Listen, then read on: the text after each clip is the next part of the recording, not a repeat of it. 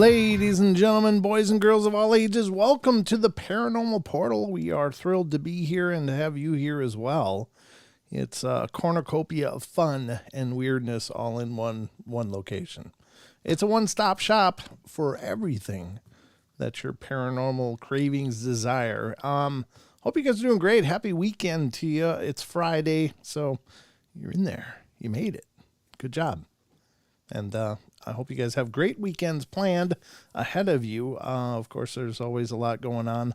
I'm going to be in Blanchard tomorrow, emceeing an event over there held by our good friend Miss Cindy Goodbreak, and it's the Sasquatch Day Workshop in Blanchard, and I'm going to be emceeing it. So I've never done that before, so we'll see what that means. They might regret their choice, but I'm going to give it a whirl heading over there tomorrow. It's from 11 till no later than 5, but they got some cool speakers showing up to be a part of the event. So if you're in Blanchard, Idaho, and you're in the neighborhood, then stop by. And I'm looking forward to that. So maybe you'll be there, maybe you won't, but at any rate, that's going on tomorrow. And of course, I have my son, my firstborn boy, the big branch of my personal family tree.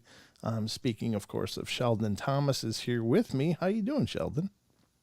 Doing great, feeling good. It is a perfect night for some paranormal goodness. How are you doing?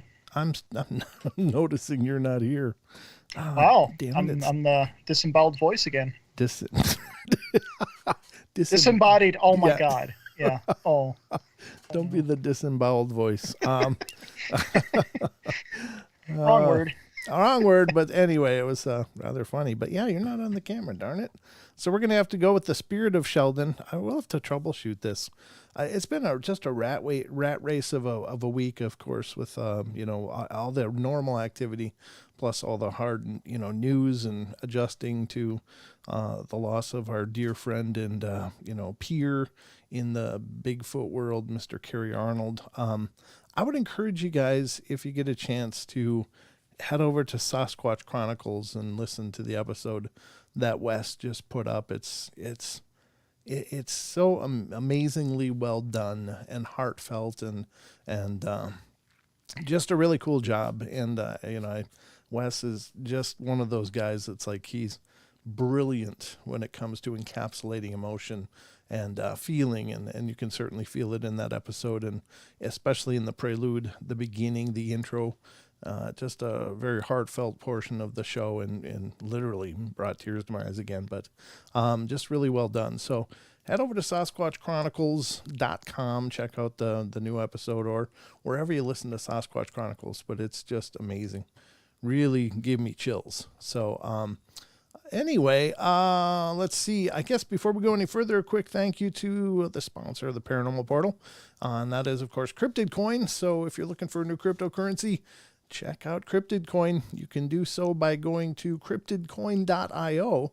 Again, Cryptidcoin, all one word, .io, and see if it looks like a good fit for you. It's available on PancakeSwap, and it's something I'm excited about. So a special thank you to Cryptid Coin for making all of this possible. And next spring, I don't have the dates quite handy yet. It's still, the dates are set for it, but in Spokane, Washington, there'll be a brand new Bigfoot Roundup going on over in Spokane. It's going to be an incredible event. I know there's a few speakers coming. Dr. Jeff Meldrum, I expect we'll see, come on, names.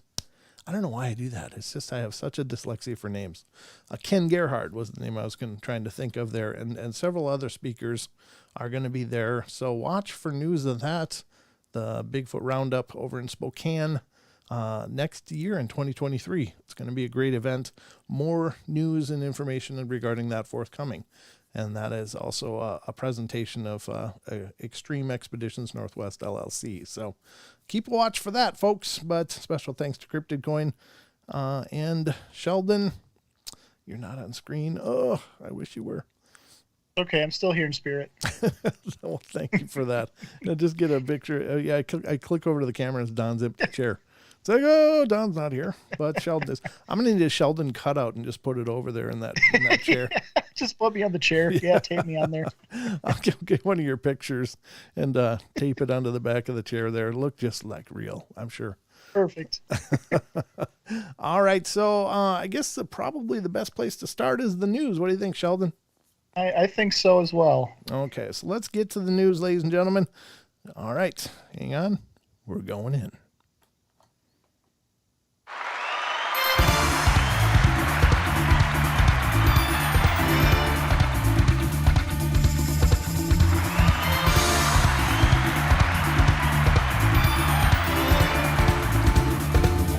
All right, ladies and gentlemen, welcome to the Paranormal Portal News Desk. I'm your anchor, Brent Thomas, and co-anchor off screen is Sheldon Thomas, and he is here. And I'm your ghost, Sheldon Thomas. You can do that. Sure. Why not? It's a paranormal show. That works. We're going to get to some articles I pulled up regarding some strange and weird stuff from the news. And of course, I'm talking about unexplained-mysteries.com. If you get a chance, check out this site, ladies and gentlemen. I can't speak highly enough of what they're doing over there. And now they have a brand new book coming out. I'm going to actually put that on screen if I can. Let's see. Is it over here? No, they don't have it on this page. I'll put it up before we're done here, but it seems pretty cool. It's going to be a book, a compilation of their Unexplained Mysteries book of weird news. And we cover all the weird news I can on this show, but there's so much more. They've got an archive that goes back years and years and years, and it's pretty incredible. So check it out. Go to unexplained-mysteries.com and learn more. But the first article is a kind of a troubling one, actually. It's a 3D printed shoe, Cryptide, leaves Bigfoot tracks behind. Oh, no. Yeah, that's not what we need. Oh. What the hell are they doing? But anyway, let's see what it says. A German designer has developed a rather unusual shoe that can be put together using 3D printed parts. This unique form of footwear, which is a brainchild of architect and designer Stefan Heinrich, has been named Cryptide Sneaker in homage to the legendary creatures that inspired its unusual design. Described by maker Sintratech as creature-like footwear, the shoes are made of 3D printed rubber material that is used in different ways to create varying strengths and thicknesses. The result is unique, to say the least. If you wear the shoe, you'll leave traces like a cryptid would do, said Heinrich. Looking at the bottoms of the shoes, it's not difficult to see why. The soles are abnormally wide and even feature toe-like structures on the front of them. If you walk around with these on, it's not difficult to imagine that you would leave behind footprints not dissimilar to those thought to belong to North America's elusive hairy hominid. Whether or not shoes such as this are likely to catch on, however, remains to be seen. Well, yeah, but why? Again, why? Well, I mean, Judge, if that picture is accurate to what it would look like, it doesn't really look like it would leave a Sasquatch-like footprint. It'd be way too small. It looks like it'd be too jagged. Yeah, it's got these edges on it and stuff. Yeah, it's probably not going to be real hard for true enthusiasts to see the difference, but it's just, why not just create a shoe that grips and try not to look like Bigfoot feet? I don't know. I guess maybe there's other advantages to this type of design that we don't know. It does look like it's got like individual toes on there, which is really interesting, but I don't know. Kind of looks comfy, yeah. Maybe comfy. Yep, you might be right. It's hard to know, but anyway, that's more troubling news on the horizon. making shoes that look like they leave creature footprints. Awesome. That's just what this needs. Yeah, great. Said no one ever. But anyway, that's the first article up on deck tonight. Watch your tracks if you're a researcher. Check your tracks for square tread. I don't think they'll probably catch on real big, but anyway, gentleman that's been kind of a part of the paranormal community for a long, long time is of course billionaire Robert Bigelow, and he was the prior owner to the Skinwalker Ranch complex in Utah, and he's apparently in the news again. According to unexplained-mysteries.com, Bigelow returns with new $1 million effort to contact the other side. It says Robert Bigelow is offering grants of up to $1 million to fund an attempt to communicate with someone who has died. Back in 2021, the Bigelow Aerospace founder and entrepreneur launched a drive to encourage scientists, philosophers, and other thinkers to pen essays laying down the case for life after death. Through the Bigelow Institute for Consciousness Studies, he offered prizes totaling $1 million to the best and most convincing entries. In the end, 29 entries or essays were selected. The winners were chosen based on the power of the arguments presented and on how persuasively the essays made the case for survival of the human consciousness beyond a reasonable doubt, the Institute said in a statement at the time. Now, however, it seems as though Bigelow is not done with this mission to prove that there is an afterlife, because he is following up on the essay contest with a drive for researchers to conduct actual experiments resulting in genuine communication with someone on the other side. See, that's kind of exciting. Another $1 million is up for grabs, divided up into several smaller grants to be awarded to researcher teams based on the value of their proposals, laying out how they intend to accomplish this. According to the website, the research is to be exclusive to the survival of human consciousness beyond permanent bodily death, as well as exclusively focused on contact or communication with the other side. Exactly how researchers will propose to accomplish such a feat remains unclear, but it will certainly be interesting to see what the winning teams are planning to do. Bigelow is clearly dedicated to finding an answer to what is perhaps the biggest unexplained mystery of the human condition, and is unlikely to be satisfied until he's found it. Well, that's not unlike Harry Houdini back in the 20s when he was looking for proof. It seems, I don't know how they want to substantiate it, but it sounds like this is more not necessarily mediums or psychics, but it's more to do with the technological way to contact the other side.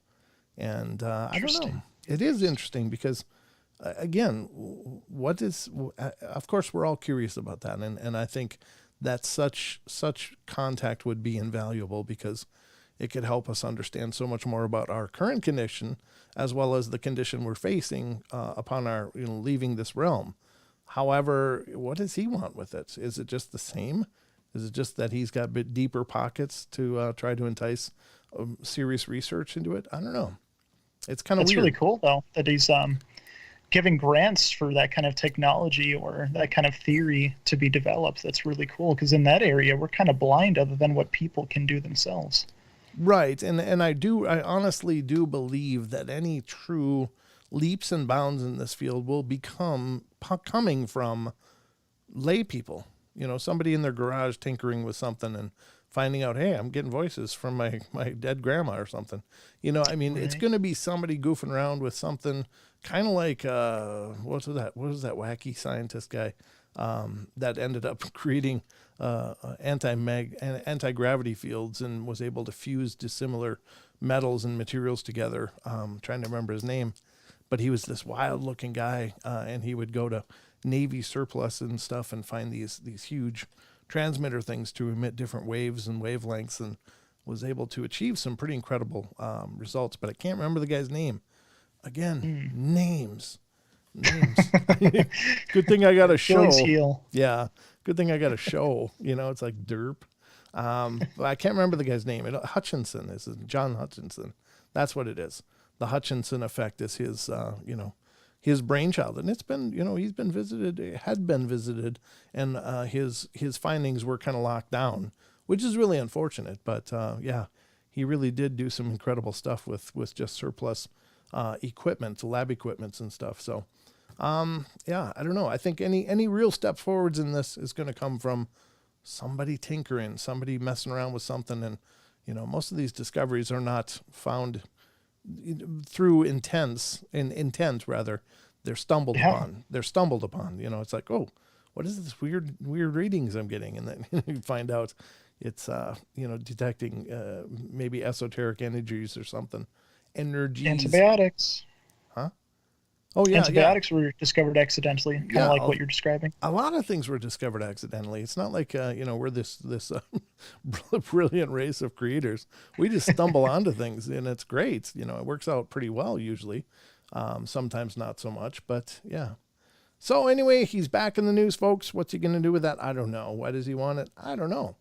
But he's got deep enough pockets to fund it, so that's probably good. Next up in the news, we have a story from, well, I mean, it's a news story now, but it's from way, way back, and this has to do with vampires.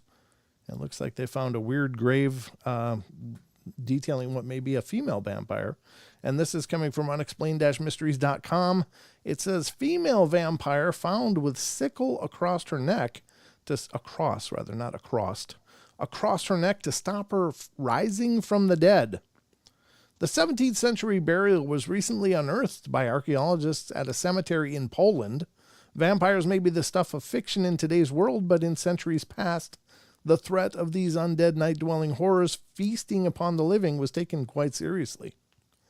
The 17th century Poland, for example, such fears were so widespread that special measures were taken when interring the deceased to stop them rising from their graves. This particular burial which was unearthed by an excavation team headed up by Professor Dariusz Poliński from Nicholas Copernicus University, saw the body of a woman interred with a sickle placed across her neck to ensure a swift dismemberment. Thank you. If she had ever come back to life. The sickle was not laid flat, but placed on the neck in such a way that if the deceased had tried to get up, most likely the head would have been cut off or injured. Poliński told the New York Post the body had also been shackled to the grave by way of padlock around her big toe. Oh, wow. These methods differed slightly for the more traditional stake through the heart approach. Other ways to protect against the return of the dead include cutting off the head or legs, placing the deceased face down to bite into the ground, burning them, and smashing them with the stone, said Poliński. Oh. And there, for those of you on YouTube, you can see the image, and yeah, they didn't want her getting up. My God, that's interesting, isn't it? Yeah. So in the ancient past, there was a genuine fear of these things. I'm not so convinced they're not still around, but after talking with a witness recently, well, not recently, but in the past several months on the podcast, I interviewed a gentleman who swears he saw a vampire not once but twice, and his story is absolutely compelling. So, if you haven't heard it, might be worth a listen. All right, so that's the I guess a little dip into the antiquities, of course. We have culture. I mean, this is really cool, though. I mean, like, we're still discovering these things. Like, sometimes I feel like the ego of man is like, oh, yeah, we discovered that. Oh, yeah, we know everything around that area type of thing. But I think it's really cool that we keep discovering even these things, small as this. Yeah, absolutely. I agree wholeheartedly. We have a lot to learn. Don't let nobody fool you. We don't have much sorted out, probably. I mean, no, don't get me wrong. I think that humankind has come incredibly far, in a lot of ways, but we're nowhere near having this stuff solved. Next up comes skeleton of the earliest known amputee was discovered in Borneo, and this is from September 8th, 2022. Earliest known amputee in Borneo. Wow. In the 31,000-year-old skeleton is believed to be the earliest known evidence of surgical intervention. The discovery was made quite unexpectedly by Australian and Indonesian archaeologists who had been searching for ancient cave art in a limestone cave in East Kalimantan, Borneo, back in 2020. The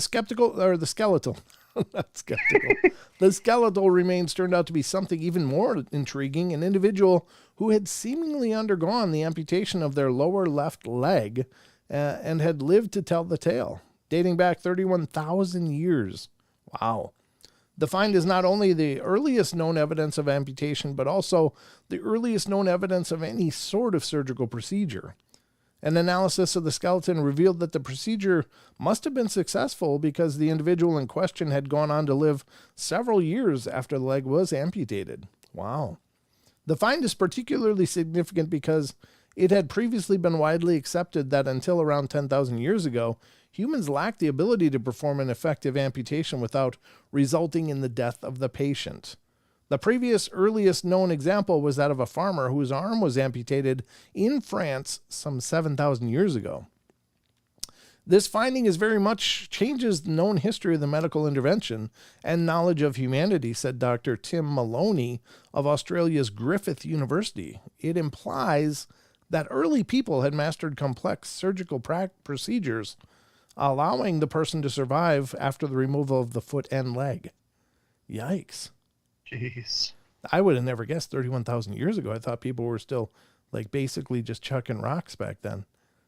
I mean, really, don't you true. think? No, that's true. I mean, I didn't know there was that kind of culture had adapted at that age. I mean, don't get me wrong. I've also wondered, whether there was advanced civilizations in the past which had, become, I don't know, rendered extinct due to maybe some kind of disasters like volcanism or flood or, any other number of ways. Then we lost knowledge because, of course, we find these artifacts out of time that don't seem to fit into the timelines suggested. So maybe this is some leftover of that kind of an ancient thing. But who knows? 31,000 years is quite a long time ago. So yeah, I think that science was off by 20,000 years. That's crazy. Well, I think they're off by a lot more than that, but officially they're off by 20,000 years. Yeah. Yes. Yeah. That's true. How are we doing for time? Let me see. 4 minutes. 4 minutes. All right, I'll get to the next one, and that'll probably be the last one we'll have time for. If you're worried about artificial intelligence taking over the world, folks, don't worry, because this robot says, "We'll never take over the world," says eerily human-like robot. There you go. Rest easy, folks. Don't be Terminators. Yeah, guys, trust the robot. Yeah. Well, the robot said it. A robot capable of mimicking human expressions has offered its assurances that it has no plans for world domination.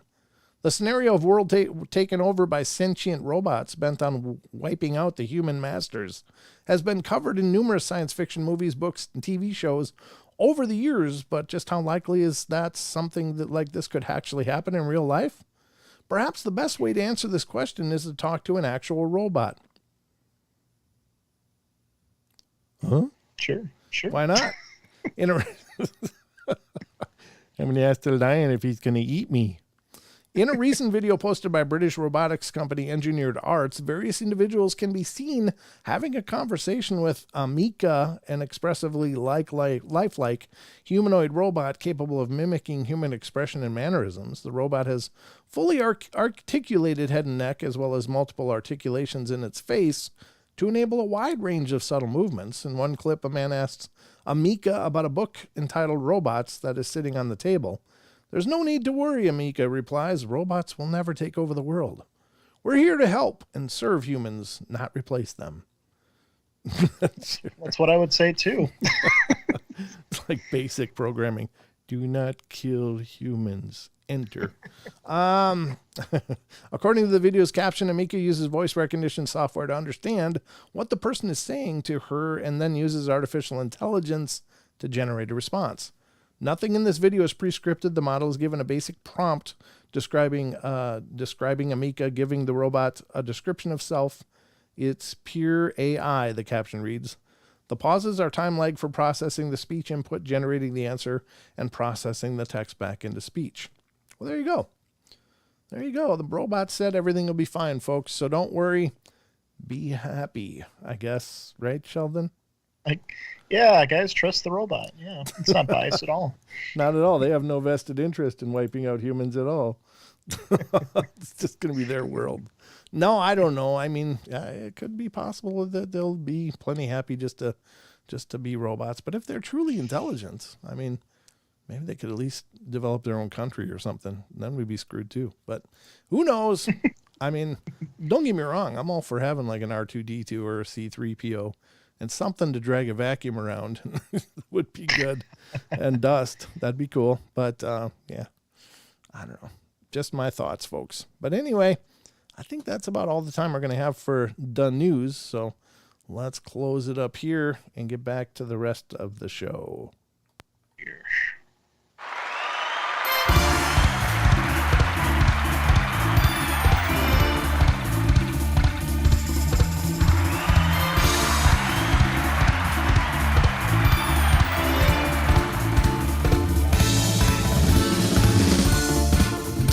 All right, folks, we are just about 10 seconds out of the break.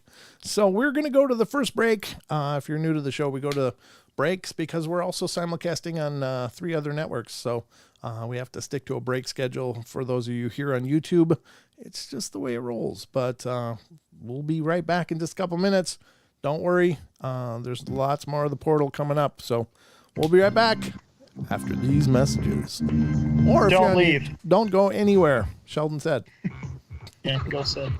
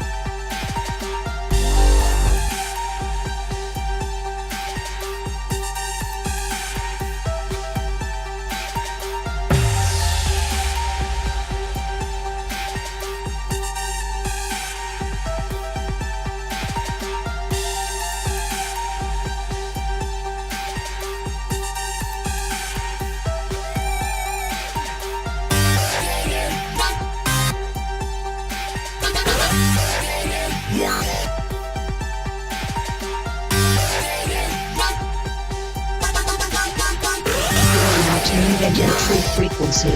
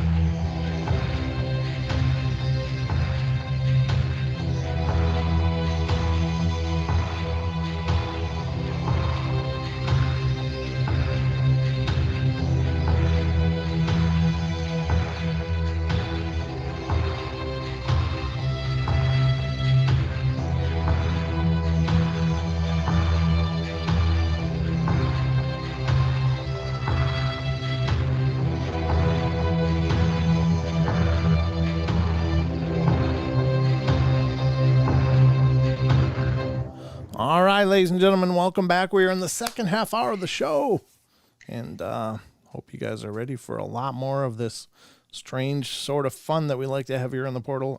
Jem and I just checked out the episode Wes did, and she said, wow, Wes did a great job on his tribute to Carrie. Yeah, he did. It was just gave me chills. Really, really, really well done, and a fitting tribute to an incredible man. So, yeah, we're going to do a lot more. So lately, to those of you that may not be familiar, we also have a Discord. And in our Discord, it's our community for all kinds of other paranormal conversations and links and shows. People find articles, they post them, or people find videos, they post them, much like the Paranormal Portal fans page on Facebook. And there's a new segment that we started doing for a few weeks now, and it's called Questions of the Week. And essentially what it is before an episode, as long as it's a normal episode like this, and unless we have a guest, then of course we won't do it. But when we have no guests, it's just us doing our show. We're going to be posting a question that's available for comments. So, Sheldon, you want to, you did post the link. Okay. Do you want to talk about today's question? Absolutely. So the question I posed for today was, aliens/extraterrestrials visit Earth regularly, according to witnesses. How do you think they will make a first official contact with us? What are they waiting for? Now, our first commenter, ZX81V2, says, same way as they've always done before. A new people get to talk to them. ETs ain't here to harm us. If that was the case, we would already be wiped out. As far as I can understand, they are waiting for us to get to a stage where humans actually give a crap about each other, let alone everything that's not on Earth. People like Billy Mayer, for instance, his prophecies are worth a read. Humans are welcome up there, but only if we stop being arseholes to each other. Okay. There are more people awake now with the right mindset, but it's not enough. In today's climate, all I can say is pray for a huge fleet of spaceships turn up and offer us to take us from this rock. Let the haters have it. I want to see the universe, not war. Yeah. Face it, if Jesus Christ arrived today, some twat would shoot him dead within a few days. Perhaps this planet is a prison and there is a big sign that says stay away from this primitive rock. Possible plague on the universe. Oof. Well, I mean, might be right. in some ways, not wrong. Fourth Color says, yeah, I agree a lot of what ZX81V2 has to say. They likely have already made contact with certain people in the government at the top, and definitely have reached out to average people all over the world. If there is a galactic federation, they might be trying to impact us as little as possible while guiding us toward a better world. One would hope. Maybe our government knows things and is intentionally suppressing information to keep our noses to the grindstone and keep the elites in power. Imagine if a UFO landed on the White House front lawn. People would lose their minds. Remember when COVID first happened and people panic brought all the TP guns and ammo? It'd be like that times 20. We couldn't handle a direct contact like that as a whole, in my opinion. Cashew says we might be a tourist attraction for them. Now that's something I've mentioned, and yeah, we definitely could be. ZX81V2 says again, face it, Americans lost their heads at War of the Worlds radio play. They're going after the Martians with pitchforks. And if the ETs are cued in, they won't talk to the leaders first. I wouldn't. So those are the thoughts that we have today. Yeah. What do you think, Dad? Well, I tell you what, I think there was a couple of things that kind of stood out to me, and one of them is the whole concept, and I know that concept's been around for a long time, that, geez, if suddenly UFOs appeared, people would freak. Well, yeah, I mean, if there's big motherships hovering over every major city, yeah, because you don't know what they're doing. But I think for the most part, people would do just fine, as long as it was, hey, we're here to help and we're not here to be your overlords, or, I don't know. I mean, maybe we'd be better off if they were, but, because the Tic Tac stuff was kind of out there, and essentially it was almost a non-event. It was just so mundane. It's like, oh yeah, I guess there's UFOs now. And it was almost like just, well, hey, it's Tuesday, it might as well just be any other day. There wasn't any earth-shattering news or, this big, it just became part of the vocabulary on the news suddenly. Like, nobody batted an eye. So I'm not so sure if a UFO just landed on the White House lawn, people wouldn't go, oh, I told you. I think the number of people that believe in the possibility, I think, is surprisingly high. In other words, they really believe there's something out there, that perhaps things could be visiting us. And I don't think it would be anything more than just vindication for a lot of people, because, hey, we're like, hey, we told you, we saw this weird stuff. I mean, I saw it. It was an incredible experience, but it wasn't fearful. I mean, I wasn't afraid. I didn't feel like I had to run for a bunker. I felt like, wow, I'm witnessing this now after all these years of looking. So, it may be, I'm not saying that it couldn't be. Lord knows there's people that seem to get worked up about pretty much anything else. So they probably would about this too. You're right. But I think that's, it's maybe wouldn't be as big of an event as we've been led to believe. And maybe, that's an awful convenient thing for those people that are controlling the narrative. Well, we can't let you know because you're not ready for it. Well, try us. I think we might be, but it's just a way to hold on for and undo information in quote unquote the higher good, because we're taking care of the higher good here. So I think it's an excuse in a lot of ways, but I agree. I agree that if they wanted to hurt us, they've had, thousands and thousands of years when we were just, throwing sticks. They could have wiped us out with probably like one saucer. No effort. One little orb could have probably, sterilized the planet of the human infection. So, why wait till we have bigger sticks? And I don't think that that's why they're here. I really don't. I've heard all the stories about the different factions, the different races, and I can't pretend to know. I can't pretend to speak to that, but I mean, if they are as uber advanced as we think they are, then, they really don't have much to worry about from us.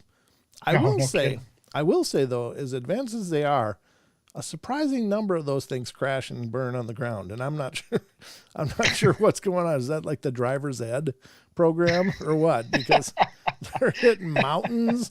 They're, tearing up in these fields. It's like, who the hell's driving those? I don't Take it right at Earth. No, too sharp. That's time to parallel park. Wham! I don't know. There's something wrong there. They need to work on their systems a little bit to handle that. Whatever the hell is going on, too many of those things crash, and I'm not sure what the hell that's all about. Some people say there's a battle or something. Maybe there is. Hey, what? Hey, call me crazy, but what if? Oh, okay. All right. Okay. All right. Fair enough. But also, what if that was on purpose, just to see what we would do with their technology? Like, let's say it was the old beater they threw at us. It was like is the equivalent to the ET moped. Yeah, let's see what they do with it. Just observe and see what they do with that technology or whatever. Could be. I don't know. Not sure what's going on, but pretty crazy. And Android Purity says, I think it was a non-event because every non-paranormal podcast listener person I speak to didn't know that happened. Yeah, kind of like what you were saying, I think. Well, didn't know what happened. The Tic Tac craft? I think everybody knew that happened. It was all over the news. I mean, they did talk about it, but it was just like, and in other news. It's like, okay, it should have been the headline. It should have been special news brief, or whatever. Yeah, it was kind of a slap in the face to all those people out there that were really trying to say that these things are out there, and then everybody's like, whatever, you're crazy. Yeah. And then we finally get official confirmation from the government, be like, oh, okay, whatever. It's like, come on. Yeah. Well, and now they're saying that there's a lot more, but they're not going to release it because it's, of course, it's national security. And I've always said that would be their scapegoat, to be able to countermand any any directive by Congress or whatever. It's like, you must release all your information. Well, national security. Uh-huh. Yeah, You know, that's and the ominous word. That puts a break on everything. And sure enough, that's what they're doing. So my parents had no clue, and they watched national news at least 3p minutes. I don't know what 3p minutes is. Oh, maybe 30 minutes a day. My sister didn't know. A few other people I asked had no clue either. Well, you know, I don't even watch news, and I heard about it through many different, some of which were newscasts. I'm not saying that it's impossible. I'm just saying that I think that's more the exception than the rule. I think pretty much everybody heard about it. They just dismissed it. It just was like, oh, okay. And then there were the people that saw it and went, oh, no, that's not a UFO. That was a balloon. There was the Mylar balloon people that came out. These things traveling 600 miles an hour or better were Mylar balloons. There was all kinds of stupid. Yeah, you poke a hole in it, it'll go flying. Don't you know that? Yeah, exactly. I don't know. But yeah, I mean, you might be right, Android. There certainly is probably plenty of people that didn't hear about it for whatever reason. But the people that didn't seem to be even it didn't even move the needle, you know, and that's the part that really shocked me. It was like, wow, I would have thought for sure people would be like, oh my God. I know I was doing a little celebration, like, yeah, okay, you know, I've seen it. I know it's real. Now I'm glad that they're acknowledging it. I think, Android says, I think the people that did see and dismissed it didn't take it seriously because how snarky the newscasters are about it. Well, there is that. But I will tell you that the one change that I did notice was that before that, any reference to a UFO sighting or whatever, and we're going to go to Phil, who's talking to homeowners over in Pierce County about some blinky lights in the sky. Oh, yeah, it was that's just, right. Yeah. it was condescending as hell. And it's like, really? And now it's like, oh, well, you know, we're going to go over to Phil, who's talking to Admiral so-and-so about the Tic-Tac craft, you know. And it was more of a, you know, there was less of a punchline delivery. And I think that changed. But I don't know. I will see, I guess, you know, eventually. But I'm with the last comment on that I thought was great. Like ZX81V2 says, if the ETs are clued in, they won't talk to the leaders first. I hope not, because I hope not. And that's the thing that I if there actually was contact, like going back to the Eisenhower administration or earlier, it's like, man, they screwed us. You know, they kept it to themselves. They kept it for their own benefit and for their own purpose. And if these beings are as intelligent, they should know that. I mean, they should be able to brain scan those guys and go, they're not going to tell anybody this stuff. They're going to keep it for themselves. So I'm with you. Don't go to the White House. Go to, you know, some sporting event and land and say, hey, we're here for you people. We're here to help. Okay, good. Everybody's on board. But you go to the White House, and they'll throw a tarp over it and say that they're taking care of the lawn. Yeah. We're just fumigating the lawn, folks. Nothing to see here. It's just the new lawnmower. Yeah, you know, it's our new lawnmower. Yeah, exactly. So Christie says they are observing us as our technology starts to enter into their realm.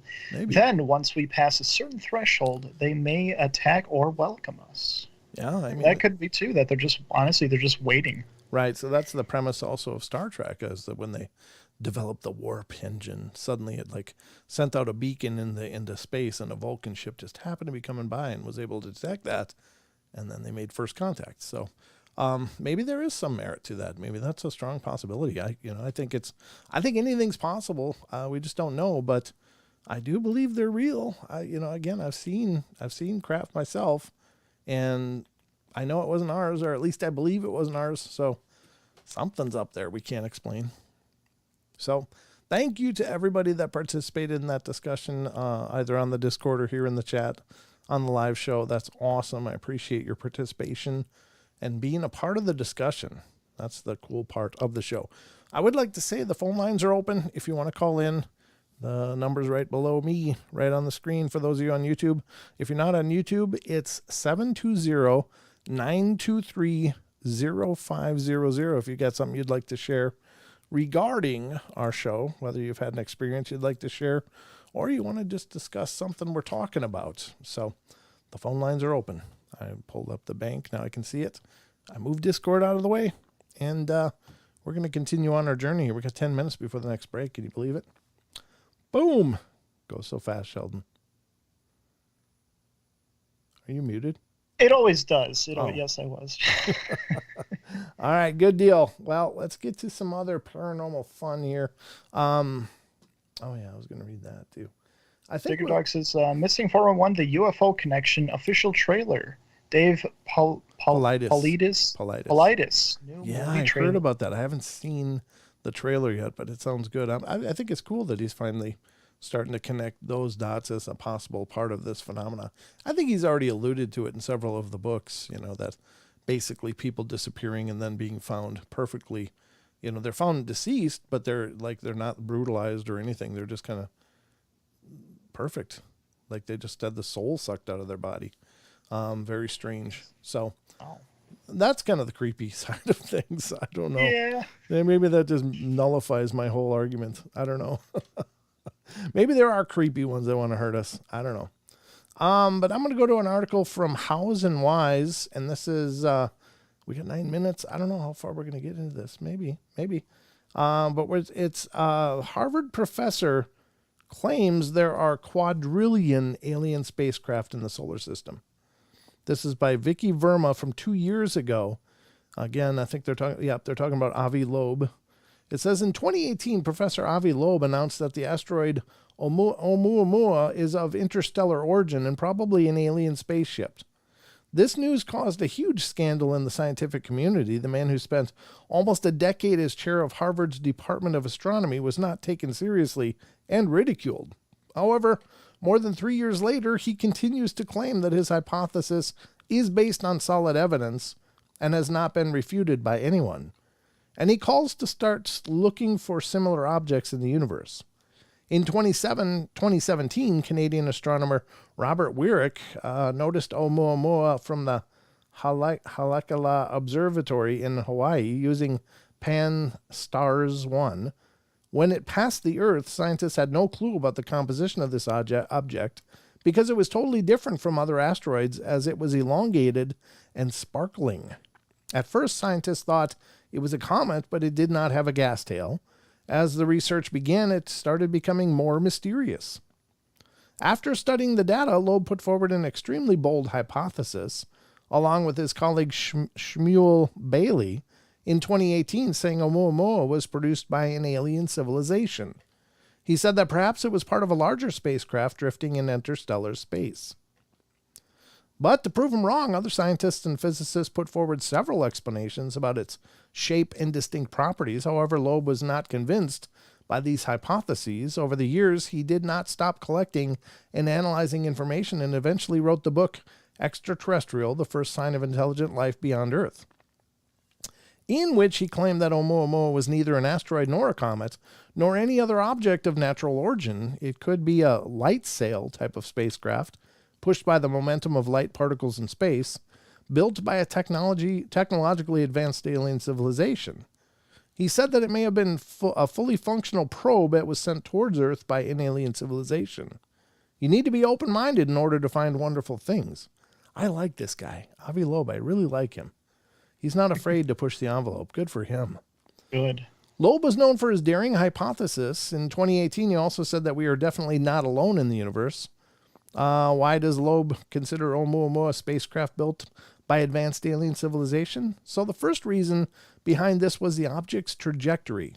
It was not moving in the space according to the local standards of rest, LSR. He calls this a very special frame of reference, sort of the galactic parking lot. The second and most important reason to call Oumuamua an alien spacecraft is based on its response to the sun's gravitational force. It showed an excess push away from the sun. Such a thing happens with comets when frozen material on them vaporizes and speeds them up. Loeb said Oumuamua would have had to lose about 1/10 of its mass. That's quite a lot, and we should have seen a very clear cloud of gas around it, but on close examination with Spitzer Space Telescope, it was found that it had no tail and also did not radiate heat, even it moved in a regular pattern like a man-made spacecraft. In his recent interview, he shocked all of science lovers by claiming that there is a possibility of the existence of quadrillion alien spacecraft alone in our solar system. There should be one in every volume roughly the size of the orbit of the Earth around the sun. This is a vast area in human terms, but in the immensity of space, it's pretty small. So it means that there are plenty of them, a quadrillion of them, inside the Oort cloud, inside the solar system. There are lots of them. He went on one step further, saying the alien spacecraft could outnumber humans by more than 140,000 to 1. It is difficult to reconcile the idea that we are surrounded by trillions of pieces of alien technology. With scientific conservatism, humanity's understanding of itself would be radically changed if we knew that other life had once built such things. Wow. See, I like him. He's not afraid to just put it out there. Good for him. Right. But I mean, again, if the science suggests, look, this is a natural body. It's not a naturally occurring phenomenon. It's something that was manufactured for all those reasons. Like it pushed itself away from the sun, but left no comet trail from the evaporating gases and stuff. It just doesn't make sense. And the shape of it was very flat and not circular or orb-like in any regard. It was very flat and thin, but it didn't fall apart. It was still in its shape. So I don't know. I mean, it's really cool that at least some of these academics are waking up to the possibility. He's really been spearheading a lot of that, and I have a lot of respect for that. I think that's amazing. Amazing.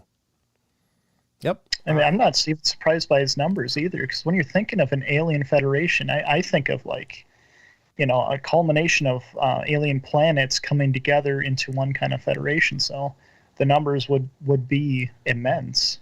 Sure. We're talking different planets. Right. Yeah. And we don't, I mean, there's been suggested there are billions of Earth-like planets out there. I don't know. I mean, the numbers vary depending on which interview you read, but if that's the case, I mean, on our one planet, there are 8 billion people now. And I mean, that's one planet. So how many of these other races might be out there? Other evidence of life, other examples of life is what I meant to say. There could be, literally trillions and trillions and trillions of them. I don't know. Quadrillions, as it were. Trillions. Yeah. Or quadrillions, as Avi Loeb said. And I'm thinking it's pronounced Loeb. It could be Loeb or whatever. But very cool. I like what he's doing. I think Purdy says you should get him on the podcast. I know he's actually a professor. He's like, so how would that affect his career? I see what you're saying. I did interview Jeff Meldrum, and that was fun, but he's well known for being in the Bigfoot field and advocating for the possibility of the existence of Bigfoot. So it wasn't a leap for him. Now, Avi Loeb is basically saying there might be aliens out there, but I don't know how he'd feel about it. Hey, I'm from the Paranormal Portal. I want to do an interview. He's like, yeah. I mean, I don't know. He may not be as eager to have that discussion as I would be to have it with him. But I would love to hear from him. I don't know. I mean, Android Purity says Avi has been on many UFO dedicated podcasts. Oh, very cool. Well, then I guess I will. I'll reach out to him, hear what he has to say. That would be fun. That'd be a really fun. I'd love to hear it in his own words rather than the only things I've ever heard from this guy are from articles where he's, bits and pieces that he puts into articles. But that would be awesome. Good idea, Android. Thank you. I appreciate it. Yeah, you guys ever get ideas of people you'd like to see on the show, you'd like me to try to contact? Let me know. I mean, I'm game, and I certainly want to bring you guys the shows you want to see. So if there's somebody you'd like to see interviewed, let me know. But make sure to look and see if we've interviewed them before. But yeah, that's awesome. I appreciate your guys' inputs. The discussion will be truly out of this world. I like that. Thank you, Jess. But I did give it a rim shot. Did you hear it? No. Nice. There we go. Okay. You heard it. All right. All right, so we're down to about 30 seconds before the hour break, and we're going to come back and dig into one more article about the space wonder. It's U.S. ecologist proves aliens imprisoned humans on Earth thousands of years ago. Again, from Hows and Wise. I don't know. That's a pretty huge claim. So I don't know what this... big claim. It is a big claim, but what could it say? I guess we'll find out when we come back. Timothy Renner. Yeah, I actually... I've meant to reach out to Timothy Renner several times, and I have a direct line to him. It's just I haven't done it yet. So thank you, Rachel. I will get Timothy Renner on the show. We'll have a discussion with Mr. Timothy Renner for sure. So we're going to go to break, folks. The hour break. We'll be right back in just a couple minutes for more of the Paranormal Portal.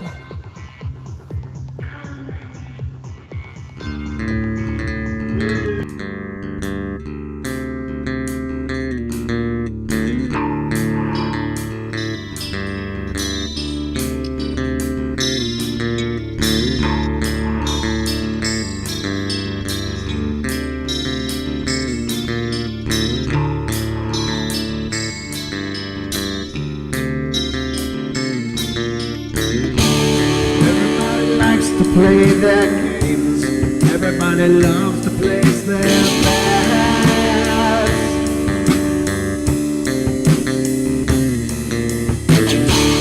They don't understand the price I paid. They don't care to comprehend.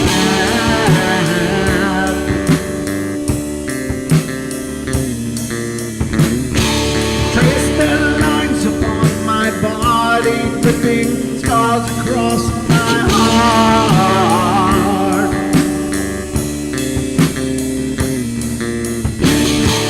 Raging anger boils inside me as their lies keep falling apart.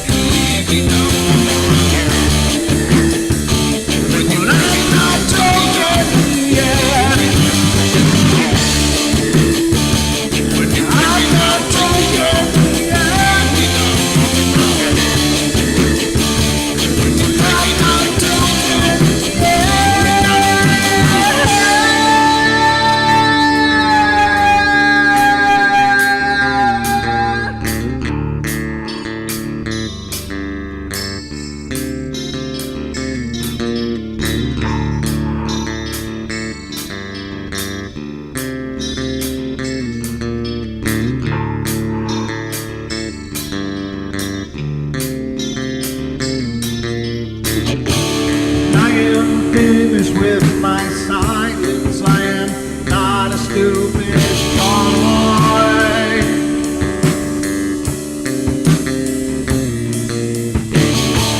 No more breaking me with kindness, just you dance upon my joy.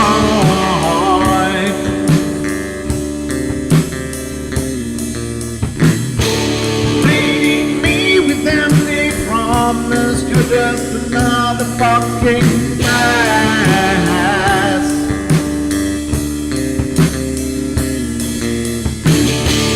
Taking off the slice of my sanity, just make sure that you're well fed.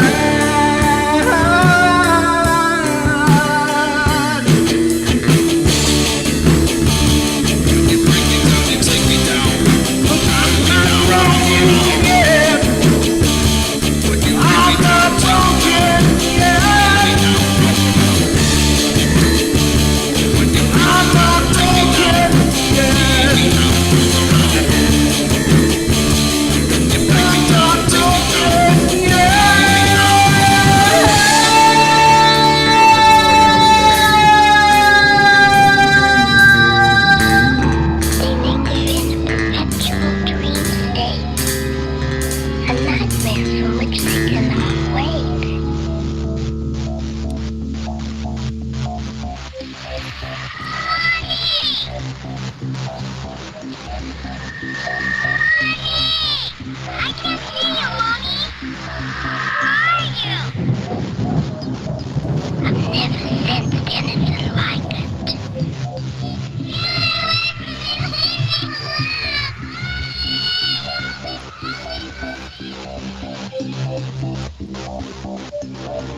Carol Ann is not like those she's with.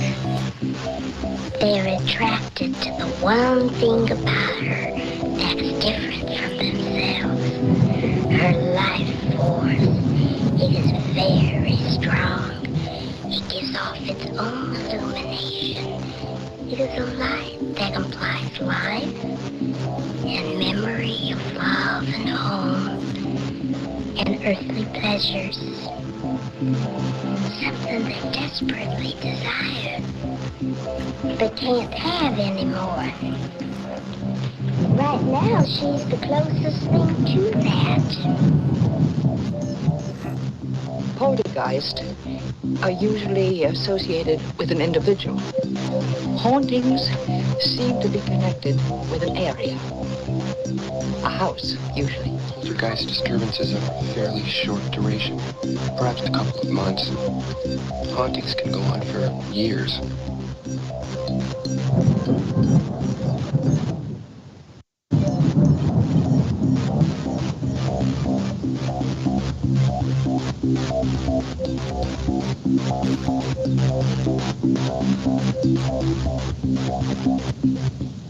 All right, ladies and gentlemen, welcome back. We are into hour number 2 now. It has begun.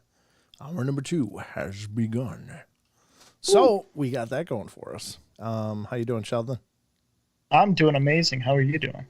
Well, I'm doing as well as I know how, so I got that going for me too. I don't know. I'm doing good. I'm always excited to do the shows, so that goes without saying. So anytime I'm doing a show, I'm in my element. This is where I belong. This is one of the few places on the planet I found that I actually belong.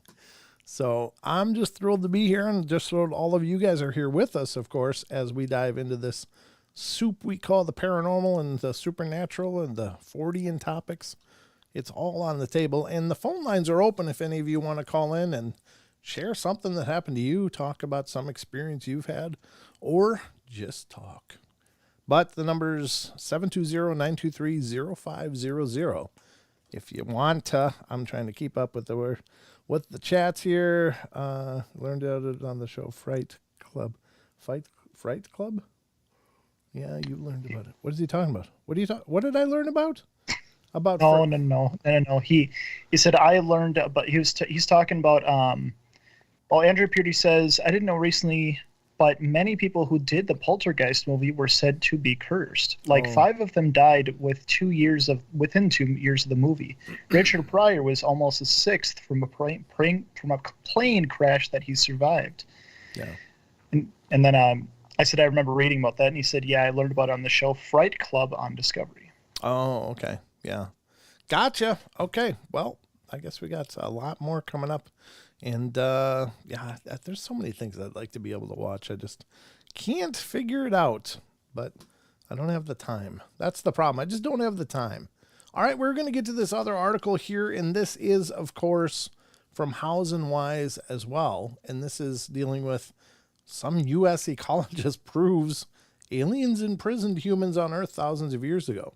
Now, that would line up with the Sumerian epoch of events in terms of creating this race to go dig up their gold, as it were. And that's, a compelling possibility. I guess, genetically and physiologically and physically, we don't seem to be well adapted for life here. If we didn't have the ability to build houses and put clothing on us, we would be screwed in a number of ways. So it is interesting that we're not really physically well suited for this without tools and without adapting the world around us to our comfort. So do we belong here? I don't know. Well, let's see what this says anyway. This says, again, this is written by Vicky Verma 2 years ago. She was busy 2 years ago. She did the last one as well. U.S. ecologist proves aliens imprisoned humans on Earth thousands of years ago.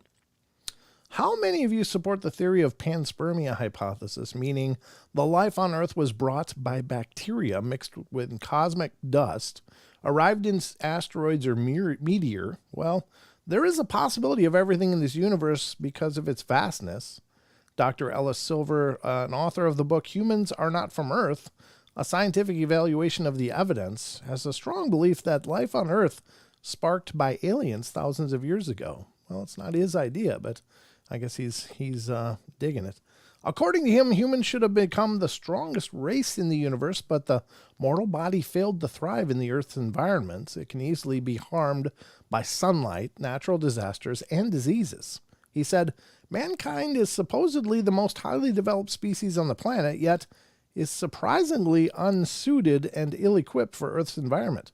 Wow, I didn't read this. I swear to God.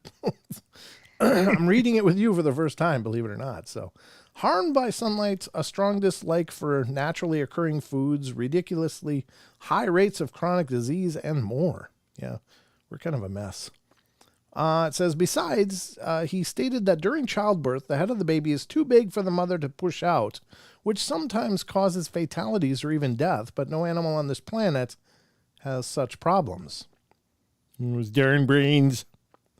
Ellis strongly believes the Earth is some kind of galactic jail made by aliens to teach humans a behavior lesson. He is said by Matilda O'Donnell, McElroy, Senior Master Sergeant, Women's Army Air Force Medical Corps, during the Roswell incident. According to Charles Darwin's theory of evolution by natural selection, individuals that are poorly adapted to their environment are less likely to survive and reproduce. Therefore, their genes are less likely to be passed on to the next generation.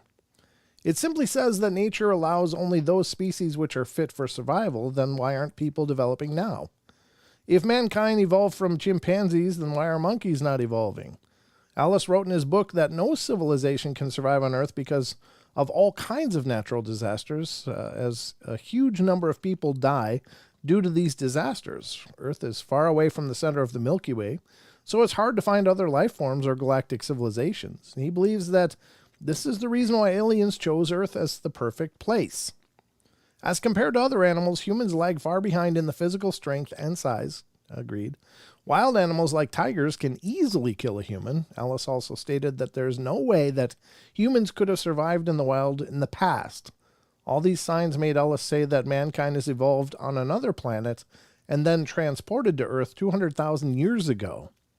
In his latest book, Super Mars, Where We Really Came From and Where We'll Go When the World Ends, Ellis Silver claimed that a Mars-like planet suits humans more than Earth. Then how did we end up in the wrong planet? There might be another planet Mars in another galaxy where our real ancestors are still thriving. Well, that's very interesting.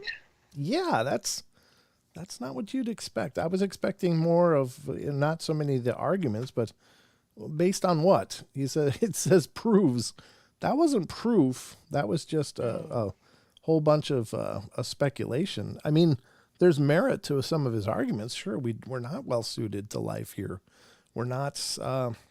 We're born absolutely helpless and remain helpless for a long period of time, meaning that our children have to be absolutely cared for, 24/7 for the most part.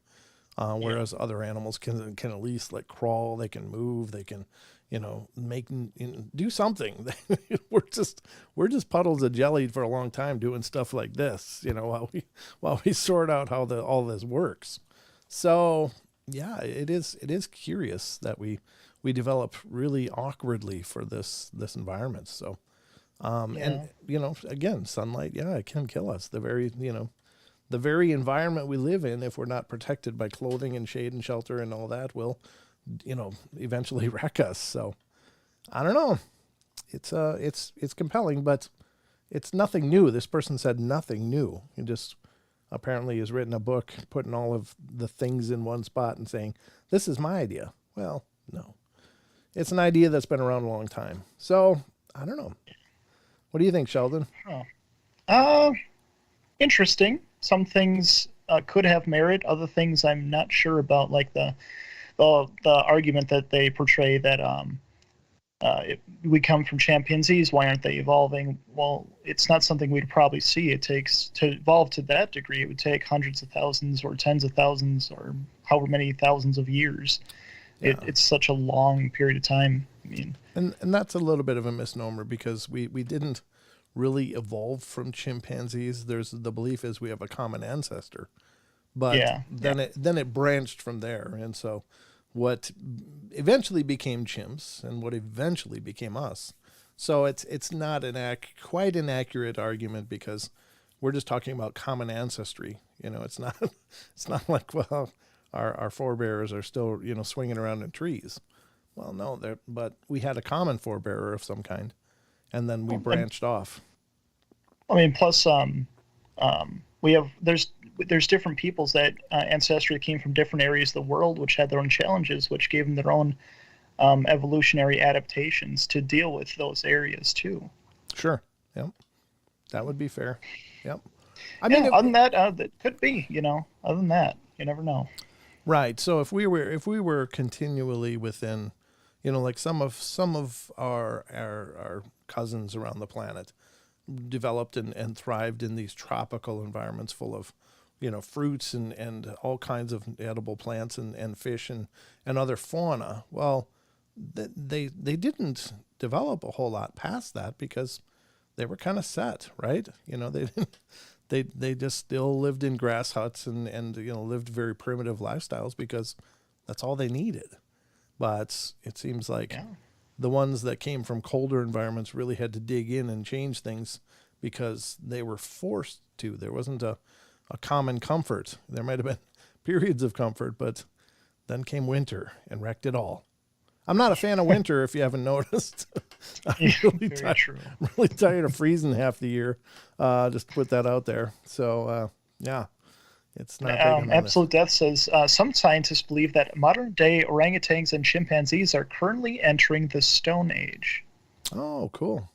Wow. And that would make sense. You can make chimpanzees and orangutans are very smart. You can make them. You can teach them to even paint some of them. And sign language. Sign language has been taught to like Coco the gorilla and some chimps as well. So I think that's really cool because again, there's argument, is it really language or are they just mimicking? Well, maybe they're mimicking, but they're getting their needs met and they're able to communicate those needs. So that's communication, I think. I don't know. It's funny how some people push so hard back against that. Now, it's anybody's guess. If you could move anyone, where else in the world would what? If you could move anyone, anywhere else in those states, where it would be someplace warm. It would be someplace like that doesn't have hard winters. I mean, it's okay to look out and see snow for like a week, and then it could get warm again. That'd be good. I think snow is beautiful. Don't get me wrong, but I'm just, the older I get, the harder these winters are becoming, and it's just like, oh God, I don't know how many more of them I got left in me. I mean, I'll of course survive, but not happily. I would like to live somewhere where I could be barefoot at any time throughout the year. Obviously not at night when it gets cooler, like even in Florida, they get freezes and stuff. But generally speaking, they're in the 70s, 60s at the lowest. And then it's, of course, really warm in the summer. But I'm okay with that because thank God we have air conditioning. So I can mitigate the extreme heat. I just can't handle the cold. And then the dry heat that we manufacture it just sucks the life out of me. But anyway, that's my 2 cents. Not that it's worth anything, but those are my thoughts. Bones 2 cents. Well, bones. All right, so we're going to go to a little bit of ghostly stuff. Those are some UFO ET kind of stories, and we're going to be doing more of those on the show going forward because I like talking about ghosts. I like talking about all of this stuff, and I realize that we haven't been given a lot of attention to the UFO phenomena on the show for quite a while because we'd really dialed into the cryptids for a long time. And I like the variety aspect of this because I think this all of this stuff is incredible. So I hope you guys are game for that because that's my plan moving forward is maybe even breaking the shows, these variety shows like this up into segments where we cover UFO in one segment, we cover ghosts in another segment, and then we cover cryptids in another segment on top of the news. So that would be every segment of the show. Let me know what you guys think about that. So just to rephrase that, taking these shows when there's no guests, then we're doing the live show, 2-hour shows. If we break the show up into basically half-hour segments, first the news, then we'd go into like maybe ghosts, and then we'd go into UFO, and then we would end the show with some cryptozoology or, Fortean topics. Do you like that idea? Because I know we have a wide range of interests. All of us have, many of us have multiple fields that we're interested in, or all of them. So would you guys like that kind of format? Please let me know. I keep wanting to adapt the shows to bring you the best shows possible. And that's kind of what has occurred to me, because I've heard some people say, you don't do enough UFOs. Well, or, geez, you do a lot of Bigfoot. How about some other cryptids and things like that? So I love when you guys suggest, because, the object is I love talking about all of it. So I don't really have a favorite, but the idea is to bring you the best shows that we can. So please let me know. Do you like that? I like multiple fields. Thank you, Jess. I appreciate that. Yeah. Hello, Brent in chat. Hey, Rob, how you doing? I was just a guest on Bigfoot Michigan Rob's Brunch with Bigfoot Michigan Rob just this last week. Had a great talk. We had a great time, and if you ever get a chance, head over there and check it out. He's a part of the Texas Front Porch conglomeration of shows. They got a whole family of shows that are working in concert with each other, so there's something for everybody over there in that network of shows. So check them out, and thanks again, Rob, for having me on. That was a blast. I had a good time. It's really, to be honest, I love being on other shows. I really do, because it's so much more relaxing for me, because then I don't have to plan anything. I can just show up and the show has to plan, and then I just have to answer. And I love answering this stuff. I love giving my thoughts on this stuff. So thanks again, Rob. I had a lot of fun over there, brother. All right. So, let's get to the story that I've got pulled up here. We're at about 9 minutes left. We'll cover this for the last 9 minutes, and then we'll go into some creatures. Post on your page what you're gonna be a guest somewhere. I'd love to listen. What? Post on your page when you're gonna be a guest. Oh yeah. I was just so swamped with Phenomicon and stuff like that, and then coming back and trying to catch up, and I knew that I was going to be on Rob's show a long time in advance. It's just I was so busy doing the shows, the regular shows, prepping to go to Vernal, Utah for a week, which means not only just packing bags, but making sure the house and everything is okay for my family while I'm gone, and then to go and then to come back and unpack and resettle and try to catch up. So I've really been kind of whipped into submission. Plus with the passing of Carrie, it's just been this whole mountain of stuff has just descended on me, and I'm just doing my best to mitigate it. But thank you. I will try to do that, Android, moving forward. I'll put it on Discord and on the Paranormal Portal radio page, let you guys know. Or my Brent Thomas page, or both. But anyway, or the fans, all of them. I'll put it everywhere. All right. Let's go to this article from Thought Catalog. This is one we've touched a bit of in the past, and I just came back to it right now. And it's 25 ghost stories that might make you believe in life after death.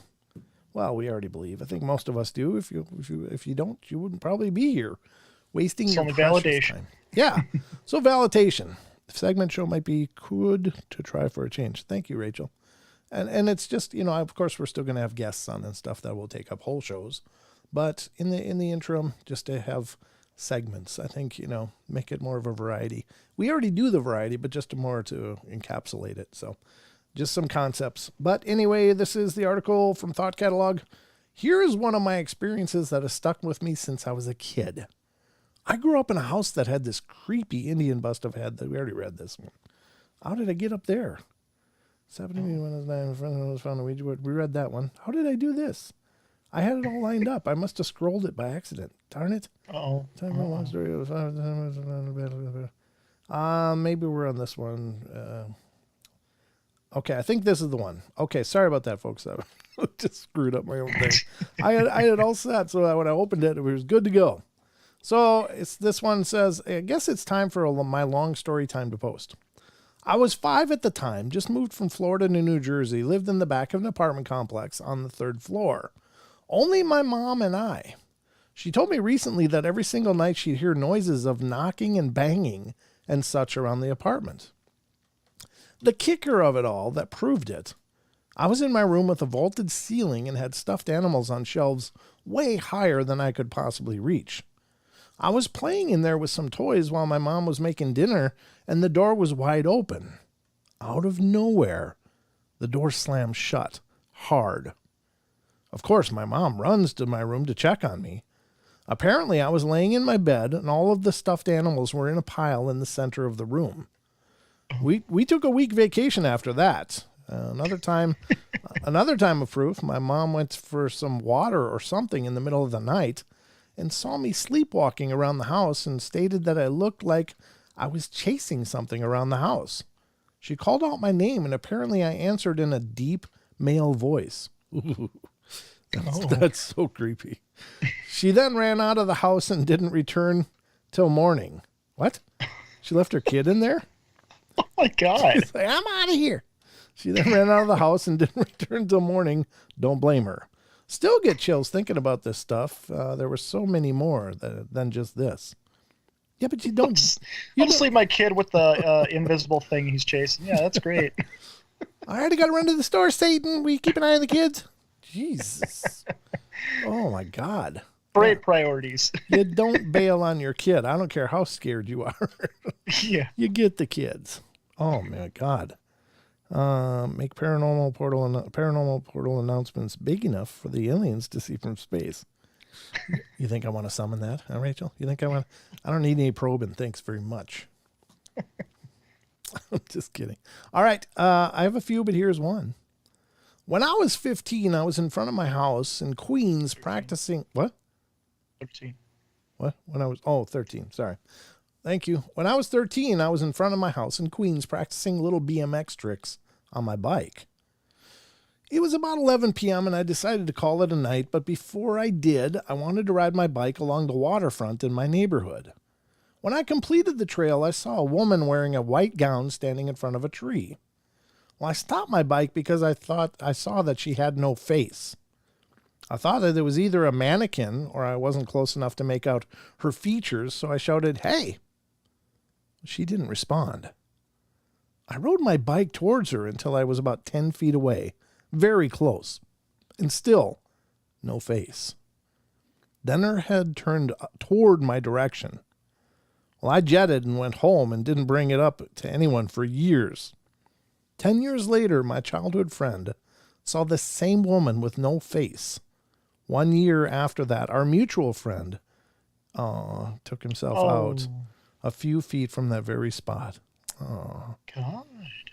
Yeah, just a quick note. If you're one of those people dealing with a lot, just reach out, get help, talk to somebody. Don't try to do it alone. Let somebody that loves you help, or reach out to one of the hotlines, but please don't do that.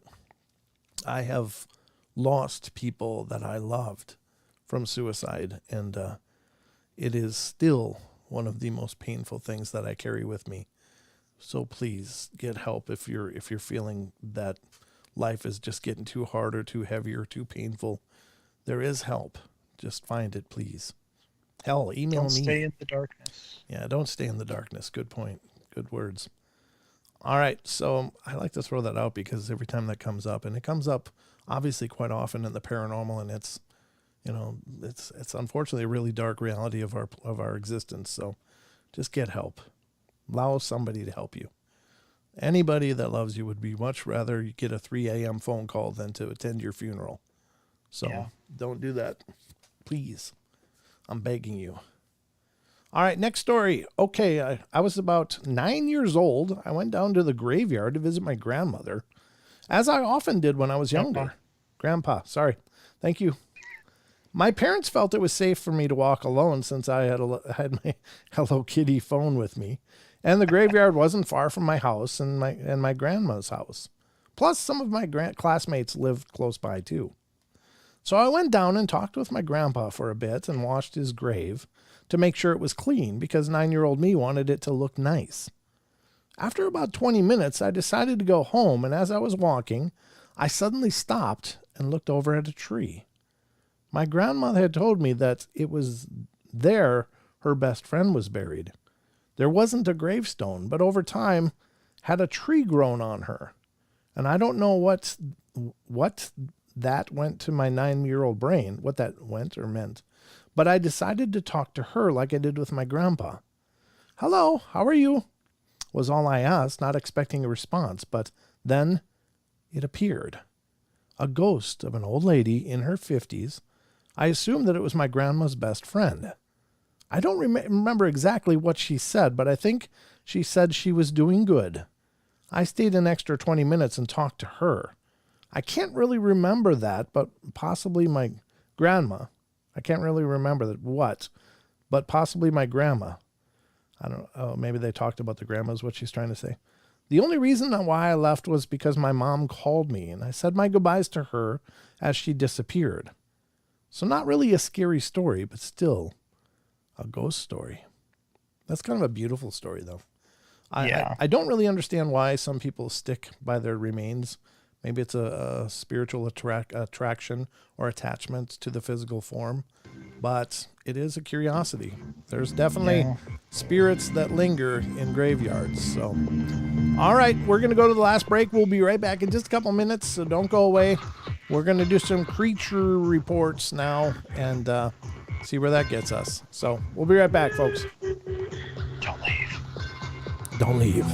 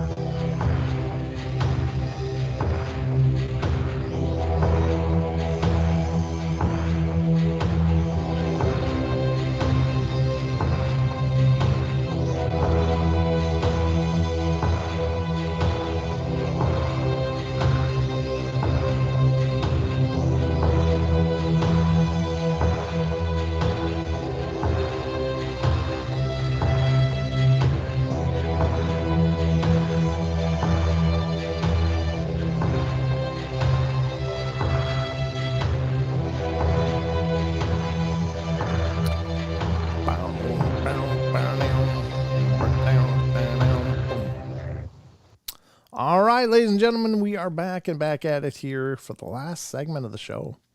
Pretty crazy. It goes so quick. Sheldon, are you there? I am now here. Yes. Were you muted again? Yes, I was. It takes practice, but you'll get it one day, my boy. You'll get it one day. 1 year. 1 year. Yeah, maybe. All right. So for the last segments of tonight's show, we're going to do some cryptozoological creature, cryptid reports. Not cryptid. We're going to talk about some strange ones from Phantoms and Monsters. And then I got 3 of those pulled up. And if we get through that, we're going to visit an article we've been dealing with prior, or maybe we'll read a Bigfoot report from the BFRO or 2. We'll see where we end up. But the first one, the next 3 articles that I'm going to go over on the show come from phantomsandmonsters.com, of course, Lon Strickler's site. Lon Strickler's site has been a pillar of the community forever. And if you haven't checked it out, head over to phantomsandmonsters.com. You'll find tons of reports of people seeing and experiencing things. You'll find research that they're conducting with their Fortean teams that investigate things like Dogman and the Mothman reports around Chicago, O'Hare area, as well as other things, Bigfoot and more. So lots of that. Lon is a published author of several books dealing with these topics, and I know many of you would be interested in those, as well as the base or home of his podcast, which is Phantoms and Monsters Radio. So lots to see and check out over here. But the first one we're going to check out is from Phantoms and Monsters from September 12th of this year, and it's UFO and bizarre humanoids reported by Romanian officials and villagers. So, I don't know, I haven't pre-read this. We're going to read it together, so hopefully it's good. There's a little bit of material here to work with. Local Romanian officials and residents report unexplained lights and bizarre humanoid beings that descended on their village of Cartesti. Sorry. That just hit me funny. Sorry. Oh my God. I'm such a child. I know. There were other strange effects after the incident. My Romanian colleague Christine provided the following translated accounts. On the night of July 8th or 9th, 1996, police platoon leader Miriam Mancu and volunteer guard Maricel Rusu were making their rounds through the village of Cartesti,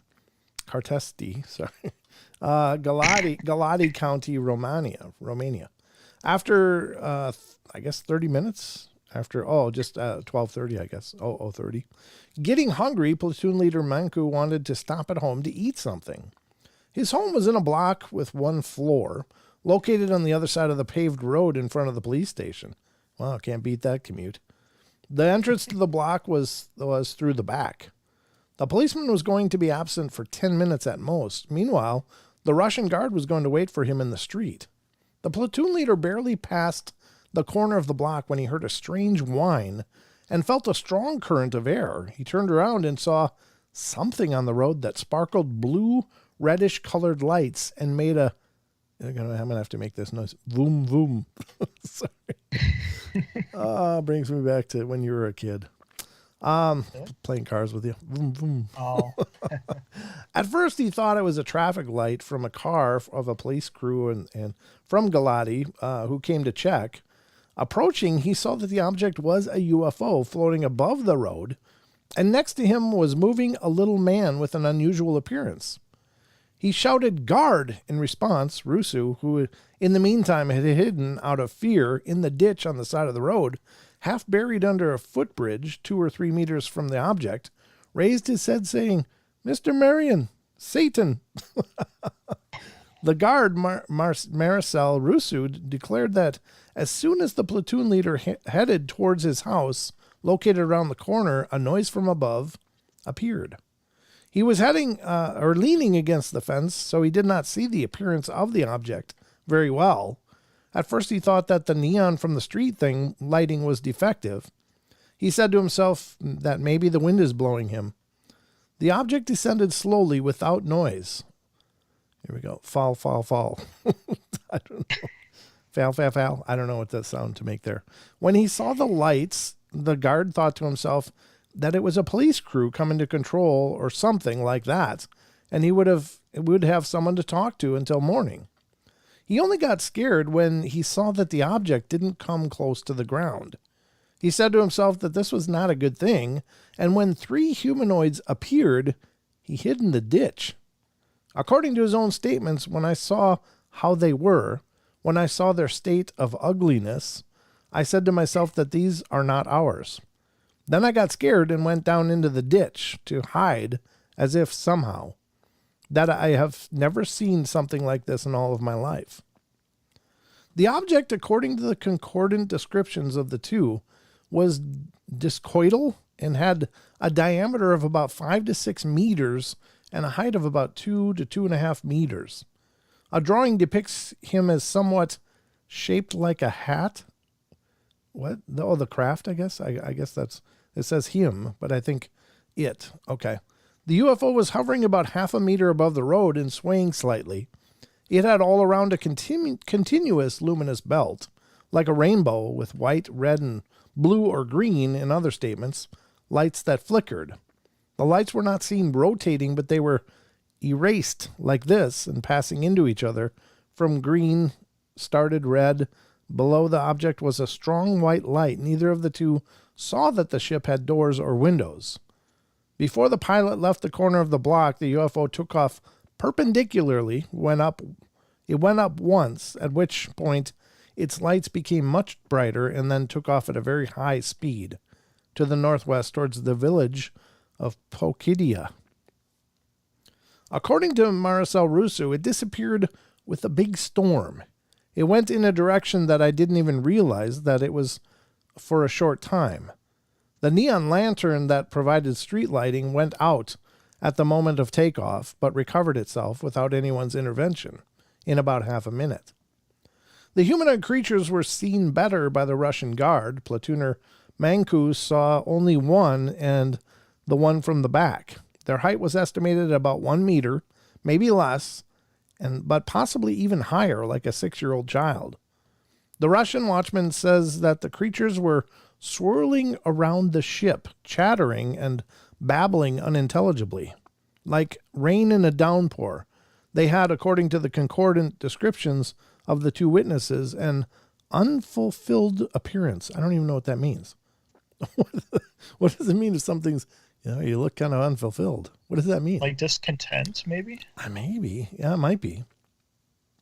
They were completely hairless, although in another statement the guard described them as hairy, but it seemed he only wanted to emphasize how ugly they were. They had a big head, elongated towards the back, and a kind of mushroom bumps on the crest. They had large flappy ears, not pointed, as big as a man's palm. Their faces were white, their eyes large, but none in the witnesses noticed what their noses or mouth looked like. The body was covered in metallic gray scales. Their clothes, as if they were clothes or whatever, were like fish scales, so they shone. Okay, and for those of you on YouTube, you can see the picture here, alternating lights, red and blue lights, and then a white light on the bottom. And this is, I guess, a description of a rendering of what the aliens look like. Okay. Wow. The Russian witness declares that he did not see whether the little men were wearing shoes or not. The abdomens were relatively large and flabby. Ooh, we could be related. The arms were extremely thin, as much as 2 fingers, according to policeman Manku. And according to Russo, the hands were crazy, sir. I can't even figure it out. They weren't normal like us. The witnesses cannot specify whether the facts were walking or floating above the ground. Leaning towards the second option, despite the low what is this? Verisimilitude? Okay. As Marcel Russo says, I can't even figure out how they were walking. They seem to be drunk. There were no traces left on the ground. A huge cherry tree located in that place had withered, dehydrated leaves on about 15% of the crown on the side where the object is said to have landed and then taken off. The phenomena could be the effect of a microwave, but But it is said that the next morning, leaves, branches, and broken fruits were seen on the ground. But there's also a villager who claims that he broke them. And it is also said that there were other traces seen by the villagers, but erased by the torrential rain the next day. No determinations of radioactivity or other measurement of this type were made. Platooner Manku stated that after the appearance of the object, I stayed for a few seconds, and the man was at the edge of the ditch. I took him. I came here. I don't know where to take him, and he said he was sorry. I went there on the grass, and that is where is that traffic sign? Then he asked me, Dom Marion, have you seen Satan? I don't know who he's talking to in this. This is really hard to understand. Returning after the incident, the two witnesses decided to continue their patrol. The next day, Marion Manku told the story of some villagers, and one of them contacted the media agency MediaFax, and from here, the case reached the press. And at first, Manku politely refused to give an interview to journalists until he obtained the approval of his bosses in Galati. On August 12, 1996, Don Farkas spoke to the witnesses being invited to Cartesti, by TVR through the filmmaker Mihai Bodescu, together with Kalin Turku. Yeah, I feel like I'm reading a Star Wars story here. Kalin Turku. I'm sorry. I don't know Romanian names, but they really do sound like they could be on Dagobah for all I know. He remained convinced on this occasion of the credibility of the witnesses. Police platoon leader Marion Manku, then 30 years old, was a veterinary technician, and he graduated from the School of Non-Commissioned Officers. He was married with 2 children. Most of the villagers, including the mayor, Georgi Neshifor, considered him a serious person with laudable concerns. Guard Marcel Rousseau, 41 years old, had graduated from 6 classes. He read with difficulty and only the sensational news from the newspapers, and he had never heard anything about the UFO phenomena before. He did not suffer from mental illness and made the army a genius. That didn't sound like he was so smart. And then it made the army a genius. I don't know. I'm a little confused. The villagers did not remember being lied to. It is unlikely the witnesses could have invented all the very specific details and presented them in such a natural and convincing manner. Nor were they set up by someone else to do so. Although not everyone in the village believed the witnesses, we found that most of the appellants were persons or relative of persons to whom the police had previously issued documents for various contraventions. Instead, they were concordant testimonies, such as disturbances in the electrical equipment in the area. Unfortunately, we did not have time to verify these statements in detail. Also in the village of Kodoraya, located about 4 kilometers northeast of Cartesti, on the same night. Very strong light. I'm sorry, I'm such a dork. A very strong light was reported above a house. The incident at Cartesti, therefore, has enough elements to be qualified as a third-degree encounter, but we can ask ourselves a justified question. Wasn't it even more? For example, a UFO abduction, a first argument could be that the fact that the days following the incident, the platoon leader Manku felt weak and in no mood. He declared that he was afraid of being irradiated. The Russian guard had a nightmare. He declares that about 2 nights ago, I dreamed of them. I dreamed as I was standing in the trench, after which he woke up frightened from his sleep, and he added, I wasn't scared if I didn't see them so ugly. Yes, in the way I saw them, I was scared. I tried to find out if the two were aware of any time gap. There you go. It's hard to read translated reports, of course, because, most often they're translated very questionably.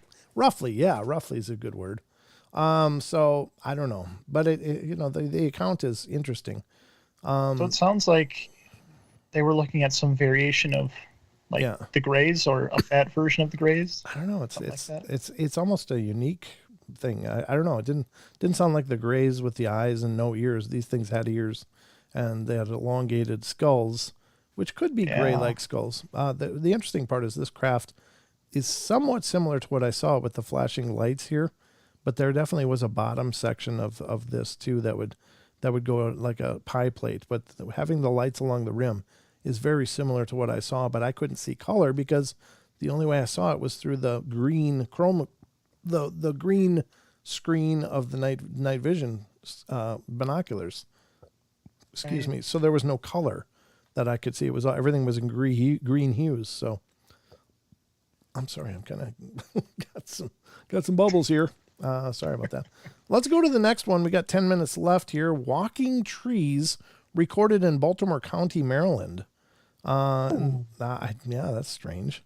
The Ents. Yeah. Orange. Yeah, I remember the Ents. That was funny. On July 28th, 2009, YouTuber Lisa Sarayafi uploaded a video, real-life tree walking, that shows trees seemingly walking on their own, filmed in Joppa, Maryland on July 28th, 2009, the same day as the upload. The footage shows a group of trees situated behind a townhouse complex. It's a clear day, and suddenly one of the trees seems to start moving on its own, eventually walking away from the rest of the trees, and then returns to its original position, whereupon it topples over. More trees follow.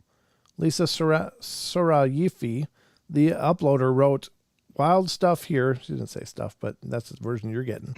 "The trees are walking." Real life video. It sounds like a landslide kind of That's thing. what I was thinking exactly. Yeah, there was so much rain or something, and the substrate just became unstable and liquefied. Some of the commenters were incredulous, and at least a couple pointed out that there appears to be a man standing at the base of the first tree just prior to it up and walking away, and then suggest that there's some type of tree cutting machinery was being used to move the tree. Yeah, that's probably likely. Though at no point is any machinery visible in the footage. So interesting was the footage that popular YouTuber Slapped Ham featured in its weird and unsettling videos that shouldn't exist collection, uploaded on December 25th, 2021. And in his summary, he wrote, "This is an old video from 2009 uploaded to YouTube by that person. And in July of that year, a resident of Joppa, Maryland, spotted something truly odd happening in their neighborhood. Luckily, they had the camera handy to record the bizarre event. Take a look. As you see, it looks like several trees are uprooting themselves and walking around, one by one. They move behind the house in the distance, but somehow they remain upright. This goes on for more than 6 minutes." A commenter said that they were Ents from the Lord of the Rings. There you go, Sheldon. Upright walking trees. Others suggested it was Bigfoot ripping up trees and carrying them around. Sadly, the camera holder doesn't get closer for a better look, so it's not clear what's actually moving the trees. And there are giant logging machines called harvesters that can lop and lift an entire tree. So it's possible there's just some loggers working behind the house that we can't see. I do, however, much prefer the thought of giant walking trees handing out quests to passing adventurers. So what do you think? Were the trees walking of their own on Joppa, or was there a more down-to-earth explanation? Lon says, "I lived in the area during the time that this incident supposedly occurred.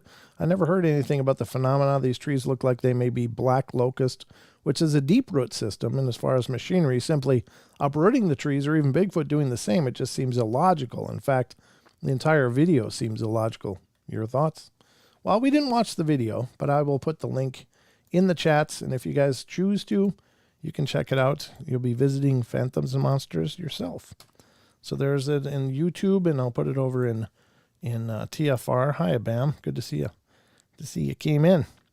All right, there it is in TFR. If you want to check it out, see what you think. And the last... That's interesting. Yeah, it is. Oh. 6 minutes left, so I'm going to do this one. When Bigfoot stalk elk, hunters beware. A U.S. Army sergeant stationed in Fort Carson, Colorado, decides to go turkey hunting and observes a Bigfoot. He later tells a private about his experience, and he's then told a very interesting account. From 2005 to 2008, I was stationed at Fort Carson, Colorado. While there, my family and I enjoyed spending time hiking and venturing all over. We encountered several beautiful native critters, including mountain lions and bears. During the spring of 2006, I thought I'd give it a go and tried a turkey hunt near the base. I found a spot in an open unit and had several reports of good toms in the area, so I went and got to the parking lot a little after dawn with just enough light to make my way through the brush without the use of a headlamp. I found what seemed like a good spot to set up facing part of the Cheyenne Mountain Range south of Pikes Peak. As the sun rose, I began calling, had a few turkeys gobbling their responses, and unfortunately where I was, I couldn't tell exactly where they were because of the way the mountain made everything echo. There's an old gravel road to my left about 300 yards. At about 08:40 a.m., I heard a vehicle coming down the road and glanced over and saw a red pickup with at least 2 guys in it bouncing down the gravel road, driving west through a pass. As they approached the pass, I caught movement out of my right eye, and I could see a large dark-colored thing moving north away from the road. I picked up my binoculars, and I found it again as it began to scramble up one of the draws. I watched it move from my left to right, covering a great distance in almost no time. Just before it began scrambling up the rocky draw, I saw it turn, look back at the truck, and in my mind, I first saw it as a bear. However, after a few minutes, I realized it was on 2 legs and not 4 running across the ground about 300 yards from me. It covered about 500 yards of brush and rocky terrain way quicker than a bear or anyone could have. As it scrambled up the draw, I could see it reach out with its hands and grip and pull itself up. It seemed like in the blink of an eye, and it was up and out of sight behind the trees and brush. I was trying to wrap my head around what I had just seen. I finally gathered my gear and gun and began to move back to my truck. It hit me about the time I reached my truck exactly what I just witnessed. Whoever was in the passenger seat of the other truck, I believe, saw it too, because that is the direction my attention to the movement. They had pointed quickly, and the brake lights of the truck had just tapped just before I saw the movement. As I loaded my gear into the truck, I began shaking with excitement, similar to after shooting a deer and processing what had just happened. At that same time, though, I did not want to stick around, and later I looked up on the web and found there had been several sightings reported in and around the area. Later, speaking to one of my soldiers from the area who was from Alamosa, I told him what I'd seen, and he said that they're here. They're all over the place. He said that he and his uncle were elk hunting about 5 years ago. My uncle pointed to the opposite ridge. He said, "We're not the only ones hunting today." I picked up my rifle and looked through the scope when my uncle smacked me on the head. He said, "Don't do that. You'll piss them off." He handed me his binoculars, and I saw a large, hairy man tracking the elk, just like we were from the opposite ridge. That's when my uncle told me it was time for us to go and that I needed to be extremely careful when elk hunting in the area. He said, "If you're ever by yourself in here and you come across one of them, tell them that you're just leaving and back away slowly. If he rushes you because some of them will try to hurt you, do not hesitate. Shoot and don't stop until you see him drop. Don't ever speak of it." I told my grandpa when we got home. He confirmed he had several sightings out while elk hunting there. He also confirmed to leave, but if attacked, shoot until all your bullets are gone. So yeah, I know what you saw. Welcome to the family, Sergeant. Wow. Oh. There was a cool story. I guess I can just say this quickly because we're just at the tail end of the show here, but I did interview a lady, and I can't remember her name, but she wrote Bigfoot Lives in Idaho. And she had met a native man who was about 80-something at the time. And he told her a story. She couldn't publish it because she was unable to corroborate it because the 80-some-year-old man was the only one that was still alive of his hunting party. But what he said is he was a Native American, and all of the friends with him hunting were also Native, and they were out hunting elk. And they said they were in this mountain valley, and they said they were watching a tree line which emptied into more of a prairie across from them. They said suddenly this whole herd of elk just comes out of the tree line, just busting through, just rushing through. They were in a big hurry, and he said, he watched them all come out, and they kind of shot down the prairie down the way further, not towards them. But as they watched, the big bull elk came out at the end. And he said he ran and then suddenly stopped. And he snorted and stomped his feet looking at this huge boulder. And they said they watched. And suddenly the elk charged full bear towards that boulder, behind that boulder. And he said He disappeared behind the boulder, and then suddenly the elk came out the other side along with some big, hairy man-looking thing. And they said this guy was big, like 9 feet tall, kind of big. And they said, he said that it was just a battle back and forth as this elk kept going after this Bigfoot, and the Bigfoot was doing its thing. And he said, and it looked really impressive. But he said that the Bigfoot lifted it with its left hand, took its right hand, and disemboweled the elk with one hand, and then ripped it in half and carried half of the way. So, no joke, folks. All right, that's it for us. Love you all. Be good, be kind, be nice. Take care of each other. Help each other out. Find the magic in every day, and remember to laugh as much as you can. Tomorrow night, Deb Varner, free psychic readings. Don't miss it. Good night, everybody. Good night.